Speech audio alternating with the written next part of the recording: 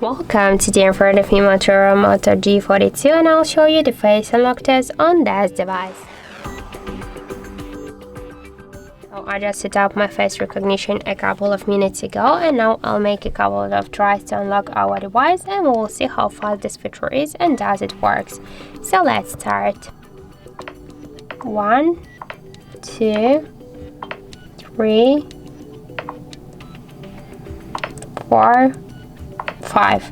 So as we can see, the face unlock feature works here so fast. We can unlock the device just less than in 1 second, and this is the really good result.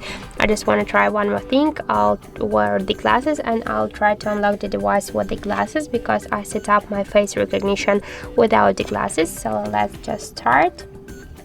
1, 2, 3. So as we can see, the face unlock method works with the glasses or without them, so it's worked correct.